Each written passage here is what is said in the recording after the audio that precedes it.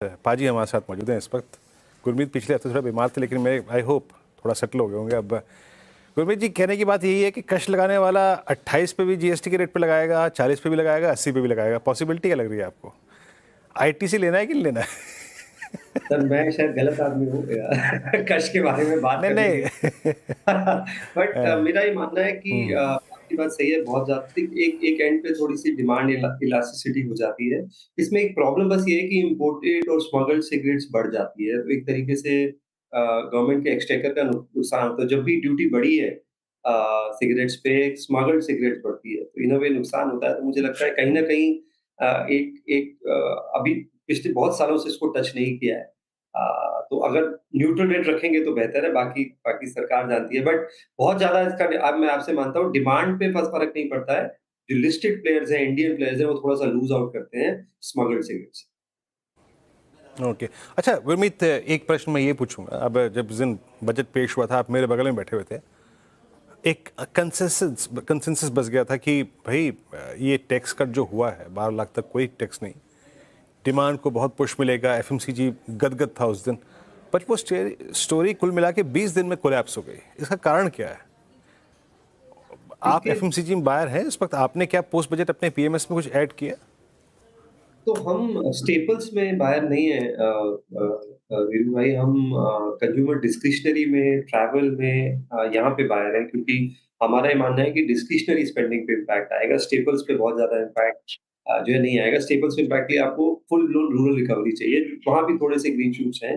और दूसरा एक जो प्रॉब्लम रही है वो सेलिंग की रही है एफआईआईस की। और ये बेसिकली मैथमेटिक्स है। आप 4.5% यूएस का यील्ड है, 2-3% का करेंसी डेप्रिसिएशन आप बिल्ड करते हैं, तो एफआईएस को रूपी टर्म्स में 7.5-8% चाहिए, पहले तो रिस्क फ्री।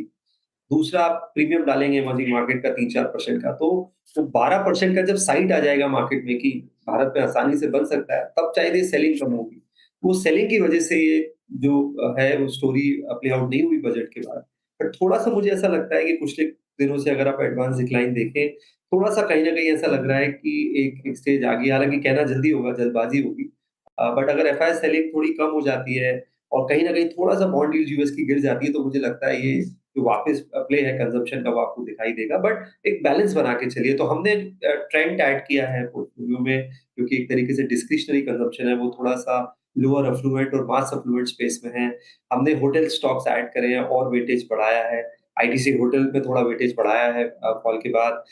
इंटरग्लोब इंडिगो में वेट बढ़ाया है। तो हमने travel tourism as a consumption को कि खेलने की कोशिश की, और हमने थोड़ा-सा कैपिटल मार्केट प्ले भी बढ़ाया है, जैसे सीडीएसएल है, कैम्स है, क्योंकि हमें लगता है कुछ पैसा जो फाइनेंशियल कंजम्पशन की तरफ भी जाएगा। और हम और भी कुछ स्टॉक्स को इसको उसमें देख रहे हैं, जैसे पीवी फिनटेक को भी रिव्यू करेंगे। बिल्कुल। और एफएमसीजी इंडेक्स की बात हो रही थी, लगातार 14वां सेशन है जब इस पे डेंट पड़ता नजर आया है बजट के बाद। काफ़ी ज़्यादा नुकसान, 3 लाख करोड़ से ज़्यादा पैसा डूब गया है निवेशकों का इस पर्टिकुलर इंडेक्स में। गुरमीत जी, गुड आफ्टरनून। अभी हम थोड़ी देर पहले ऑटो सेक्टर पर चर्चा कर रहे थे काफ़ी देर से, और मैं आपसे जानना चाहूँगी, जिस तरीके से टैरिफ का अनाउंसमेंट हो रहा है यूएस से, और 25% का import tariff auto, semiconductor, pharmaceuticals पे लगाने का ऐलान हो सकता है, इसको लेकर आप कैसे देख रहे हो ऑटो सेक्टर को? कोई डेंट तो आज के सत्र में हमें पड़ता दिखा नहीं है। कोई ऐसा पर्टिकुलर काउंटर इस सेक्टर से जहां पर आपने वेटेज बढ़ाया हो हाल फिलहाल में? हमने एमएनएम में वेटेज बढ़ाया है। हमें लगता है कि थोड़ा-सा जो कंसर्न है कि टैरिफ का, तो एक तो इम्पैक्ट कम होगा एमएनएम पे। एक्सपोर्ट जो है, अगर आप मंथ-ऑन-मंथ देखेंगे, तो अगर वो 85,000 यूनिट करते हैं या 2.5 लाख यूनिट क्वार्टर के करते हैं और 85,000 महीने के करते हैं, तो एक्सपोर्ट 5% के आसपास है। तो बहुत ज़्यादा इम्पैक्ट नहीं दिखता है। दूसरा एक नैरेटिव था कि टेस्ला आएगा तो एमएनएम, टाटा मोटर्स, मारुति की परेशानी होगी। मुझे लगता है वो थोड़ा-सा ओवरब्लोन है। अगर आप टॉप 10 सेलिंग कार देखें इंडिया की, जिन जो करीबन 1.5-2 लाख बिकती हैं, सबसे पहले टाटा पंच है 2 लाख के ऊपर, फिर मारुति के बहुत सारे वेरिएंट्स हैं। तो 2 गाड़ियाँ हैं जो 20 लाख रुपए से ऊपर है, जो उसमें क्रेटा है और स्कॉर्पियो, जो टॉप 10 सेलिंग बेस्ट कार। और टोटल हम 40 लाख गाड़ियों में 1 लाख, सवा लाख ईवी बेचते हैं। एडॉप्शन अभी पिकअप होने में टाइम लगेगा। इंडिया बहुत ही हाइब्रिड मार्केट है, इसको कंपेयर तो जब तक पूरा इकोसिस्टम नहीं बन जाता, जैसे चाइना में बना बीवाईडी, अब कैटल है वहाँ की, जो सबसे बड़ी वर्ल्ड की सबसे बड़ी lithium ion phosphate battery maker है। पूरा ईवी इकोसिस्टम बनने के बाद एडॉप्शन बढ़ता है। तो जब तो और कुछ हद तक नेगेटिविटी शायद प्राइस में आ गई है, तो हमने एमएनएम ऐड किया, हमने थोड़ा-सा उनो मिंडा ऐड किया है पोर्टफोलियो में और हम और स्पेस को अच्छे से स्टडी कर रहे हैं। मेरा ये मानना है कि बड़ा इश्यू पैसेंजर व्हीकल ग्रोथ है।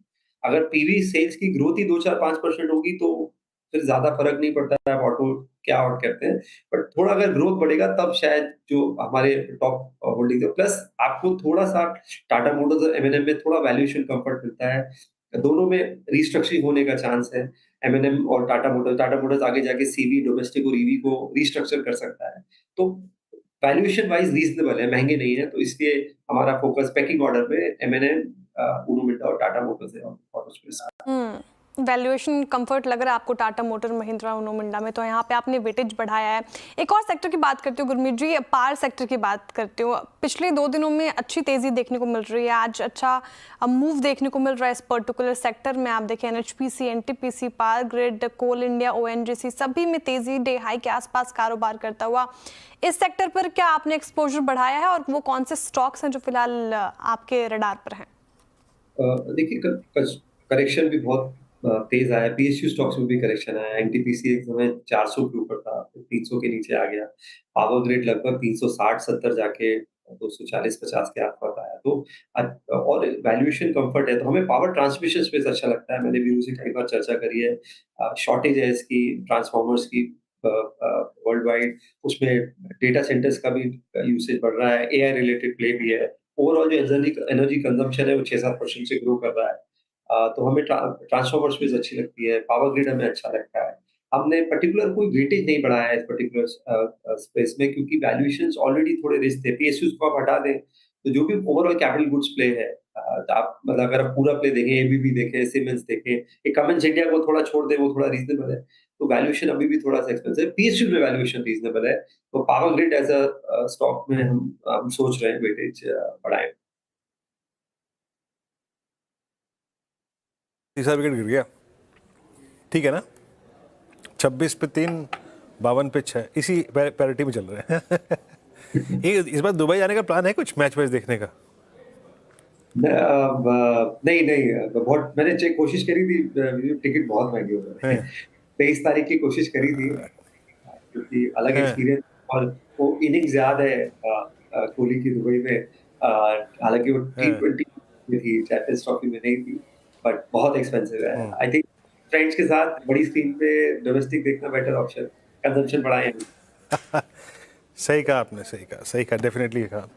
अच्छा गुरप्रीत जी, ये बताइए कि बीते 7 महीने में से मेरे ख्याल से अगर आप फरवरी छोड़ दें, जनवरी छोड़ दें, तो उससे पहले के 6 महीने post I think elections, this completely belongs to IT, and specially वो फेज जब आईटी के नंबर्स में बीएफएसआई के कुछ ग्रीन शूट्स विजिबल थे, यूएस में रेट कट्स होने की संभावना, देन रेट कट्स, बट सरली ये ट्रम्प टैरिफ के जो ये फेज गुजर रहा है उसमें यूएस में इन्फ्लेशन का फिर बढ़ना और रेट कट्स का ना होना, क्या ये आईटी के ना परफॉर्म करने के या फिर अंडर परफॉर्म करने के इस लेवल से संकेत दे रहा है क्या आपको?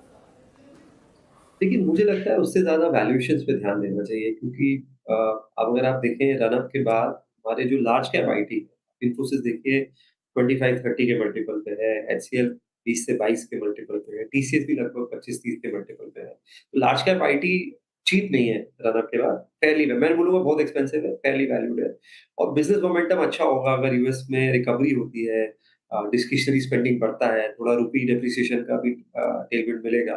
तो आईटी में मुझे लगता है रेवेन्यू स्टेडी रहेगा बट वैल्यूएशन उसको शायद कैप्चर कर रहा है। मिड कैप आईटी आप देखिए जो अच्छे कर रहे हैं मिड कैप आईटी जैसे परसिस्टेंट है, वो ऑलरेडी 50-60 टाइम्स पे है अर्निंग्स। तो मुझे लगता है वैल्यू इस मार्केट में वैल्यूएशंस को इग्नोर मत करिए। अच्छा स्टॉक भी है और अगर वैल्यूएशन रिच है तो हमने देखा है क्या हुआ पिछले कुछ सप्ताह में। तो मैं बायर ऑन डिप्स रहूँगा आईटी में, मैं इंक्रीमेंटली और ऐड नहीं करूँगा अनलेस एंड अंटिल कहीं पे बहुत ही बार्गेन मिल जाए। जैसे अभी न्यूजेन है उसमें लगभग 40-50% का करेक्शन आया है, 1700-1800 से अभी ₹1000 के आसपास है। बट उसके बावजूद वैल्यूएशन बहुत चीप नहीं हुआ है। तो अगर कहीं वैल्यूएशन कम्फर्ट आता है और कोई आपको मिड टीन में मिलता है कुछ 15-18 टाइम्स में, तब शायद वो स्क्रीमिंग बाय होगा। अभी के लिए हम स्टेडी हैं आईटी में, हमारे पास एचसीएल है, टीसीएस है, थोड़ा केपीआईटी है और कुछ पोर्टफोलियोज में परसिस्टेंट। गुरमीत जी, आखिरी सवाल मेरी तरफ से होगा आपके लिए। आपकी तबीयत भी थोड़ी नासाज लग रही है मुझे। खैर सर, ये पीएसयू बैंक्स में आज अच्छा परफॉर्म, इनफैक्ट कल भी हमने देखा था इसमें तेजी देखने को मिलती, प्राइवेट बैंक से थोड़ा आउट परफॉर्म करता नजर आ रहा है। बैंक ऑफ इंडिया देख लीजिए, Punjab national bank, Canara bank, PSB, सभी में तेजी है। एसबीआई बैंक, पीएसयू बैंक्स में कहीं आपने एक्सपोजर बढ़ाया है और कोई ऐसे स्टॉक्स जो अभी फिलहाल आपको अच्छे लग रहे हैं? नहीं, मैंने on the contrary private banks में एक्सपोजर बढ़ाया है। पीएसयू बैंक टैक्टिकल पे होता है, तो हम टैक्टिकल पे से ज़्यादा थोड़ा स्ट्रक्चरल पे बिलीव करते हैं। पूरा बैंक निफ्टी 12.8 के पी पे है और करीबन-करीबन 2 प्राइस टू बुक पे है। ये अगर आप 10 साल का मीडियन लेंगे उससे काफ़ी नीचे है और हमें लग रहा है जो नया इन्फ्लेशन रीडिंग आया है उसको देख के, और देखिए कि आरबीआई लिक्विडिटी भी इन्फ्यूज़ करेगा, क्रेडिट भी बेटर करेगा और रेट कट भी करेगा। जो तीनों डायमेंशंस होते हैं मॉनेटरी पॉलिसी पे, उसको आपको सेंट्रल बैंक में सपोर्ट दिखेगा। और शुरू में बैंक्स में थोड़ा निम प्रेशर आता है क्योंकि अभी डिपॉजिट के रेट घटाना थोड़ा मुश्किल है। बट वो मुझे लगता है प्राइस में है। तो रेट कट का थोड़ा बेनिफिट मिलेगा और जैसे-जैसे इकोनॉमी में वापस आएगी, अगर आप बेसिक, अभी आरबीआई का बुलेटिन आया कल, उन्होंने बेसिक इकोनॉमिक इंडिकेटर्स की बात की, टोल कलेक्शन, इलेक्ट्रिसिटी जनरेशन, तो उसमें हाई फ्रीक्वेंसी जो इंडिकेटर है उसमें थोड़ा-सा अपटिक दोबारा से दिखाई दे रहा है गवर्नमेंट स्पेंडिंग में। वो सबसे ज़्यादा रिफ्लेक्ट क्रेडिट ग्रोथ में करेगा और बैंक के थ्रू करेगा। तो एक तरीके से consumption quasi revival of capex play है बैंकिंग। तो हमने प्राइवेट बैंक्स में, आईसीआईसीआई बैंक में, एचडीएफसी बैंक में, एक्सिस में, फेडरल में वेटेज बढ़ाया है। पीएसयू में हम एसबीआई में को कंसीडर कर रहे हैं वेटेज बढ़ाने। अच्छा गुरमीत पाजी, आपके सामने टीवी का आउटपुट है, क्या आप देख पा रहे हैं सीएनबीसी आवाज इस वक्त? हाँ, हाँ, बिल्कुल, बिल्कुल देख पा रहे हैं। बिल्कुल। एक इमेज रखूंगा आपकी स्क्रीन पे, देख के बताइए कुछ याद आया क्या? सुसज्जित थाली, हम देख लेते हैं, श्रेया को खिला देंगे। भूख लग, मैंने लंच याद नहीं आया किया। कुछ इससे? आप अगर अभी ये थाली नहीं दिखाएंगे नहीं नहीं नहीं। देखिए अनुज भी इस वक्त बड़ा विश्राम मूड में है। अनुज, ये दिखाई दे रही है थाली, याद आया कुछ? ये लंच के टाइम पे ये मत दिखाइए प्लीज, क्योंकि वैसे ही थोड़ा सा वेट लूज करने की जरूरत है इस समय। क्या क्या है इसमें? इसमें सब कुछ है। इसमें है दाल, इसमें है पालक दाल, इसमें आलू मटर, गोभी मटर, 56 भोग, है ना पाजी? कुछ याद आया? एक सुसज्जित पोर्टफोलियो है गुरुकुल में। बैलेंस्ड थाली है ये, काफी अच्छा, मुझे समझ में आ रहा है। वीरू, आप गुरुकुल की बात कर रहे हैं? जी हाँ, बिल्कुल। गुरुमेत जुड़ेंगे हमारे साथ गुरुकुल में। एक पोर्टफोलियो कंस्ट्रक्शन कैसे हो बेयर मार्केट में, ये इसके लिए जुड़िए। देखिए, आज शुरू में जो मैं एक्सप्लेन कर रहा था कि बुल मार्केट का पोर्टफोलियो और बेयर मार्केट का पोर्टफोलियो कंस्ट्रक्शन कंप्लीटली डिफरेंट होता है। बेयर मार्केट में अगर आप पोर्टफोलियो कंस्ट्रक्ट करेंगे और अगर आपने अच्छे स्टॉक्स चुने तो आपको एक एंट्री पॉइंट बहुत अच्छा मिलेगा, उसमें एंट्री पॉइंट बहुत अच्छा मिलेगा। लेकिन ध्यान रखिएगा, खराब स्टॉक्स चुने तो चाहे बुल मार्केट हो या बेयर मार्केट हो, कुछ फर्क नहीं पड़ता। लेकिन ये गुरुकुल बेयर मार्केट में हो रहा है। गुरमीत, एक टीजर दीजिए कि बेयर मार्केट में पोर्टफोलियो कंस्ट्रक्शन, और बेयर मार्केट में मैं इसलिए बोल रहा हूँ बार बार क्योंकि हम स्मॉल कैप में 20-22% गिर चुके हैं। टेक्निकली अभी तो बेयर मार्केट है नहीं, करेक्शन टेरिटरी है, लेकिन पोर्टफोलियो कंस्ट्रक्शन में क्या क्या डिफरेंस होता है?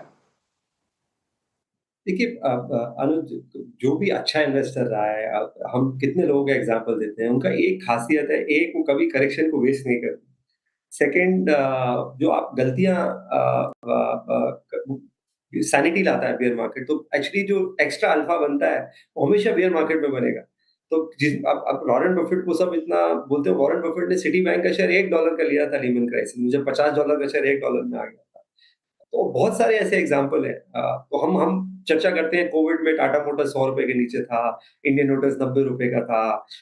कुछ टाइम पहले आईटी के स्टॉक बहुत सस्ते थे, जब लग रहा था कि एआई सब खत्म कर देगा। तो मुझे लगता है बेयर मार्केट आपको एक बार्गेन देता है और बार-बार ये दिखाता है कि मार्केट में जो है, और ये करियर, लाइफ, इन्वेस्टमेंट सब एक तरह का है, उतार-चढ़ाव है और ये इंटीग्रल पार्ट है। और मैं हमेशा लोगों को ये बताना चाहता हूँ, कोई लोगों को ये भ्रम है कि वो अच्छे दिन में रह सकते हैं और बुरे दिन में बाहर निकल सकते हैं। आई थिंक ये सबसे बड़ा भ्रम है। आप बैड डेज़ जब तक नहीं लेंगे, मल्टीबैगर बनेगा ही नहीं पोर्टफोलियो में। दूसरी बात जो बहुत लोग भूल जाते हैं, एग्ज़िट करना अनुज आसान है। बहुत इन्वेस्टर्स हैं जिन्हें मैं जानता हूँ शायद, जो कोविड के पहले भी निकल गए थे 11,000 निफ्टी पे, पर वो कभी 8,000 पे आ ही नहीं पाए, वापस 14-15,000 पे आए। यहाँ भी यही होगा, बहुत सारे इन्वेस्टर्स होंगे जो शायद अभी निकल गए होंगे 23,500 पे, 24 पे, कई अलग-अलग लेवल्स पे। लेकिन वापस एंटर करना, ये परसेंटेज जो है 0.1% ही है। तो सबसे बड़ा जो लर्निंग इसका ये है कि इसमें आप अपने बैलेंसिंग करिए, और ये फोर्स्ड रीबैलेंसिंग कराता है। बेयर मार्केट आपको। तो अगर आपको लंबा वेल्थ क्रिएट करना है और तो यही मौका है जब आपको बहुत अच्छे बार्गेन्स। गुरमीत पाजी, बहुत बहुत शुक्रिया, बहुत बहुत शुक्रिया। और वो समय नज़दीक आ रहा है जब गुरुकुल आपके सामने होगा। जी हाँ, 22 और 23 मार्च को, ठीक होली के अगले हफ्ते। और मिलिए हमारे साथ, मुलाकात करिए इस पूरे पैनल से। ये स्क्रीन पे आपके QR कोड है, स्कैन कीजिए। स्ट्रक्चर, कंटेंट और साथ ही साथ फीस, पूरा आपको सब कुछ उससे अवगत कराया जाएगा।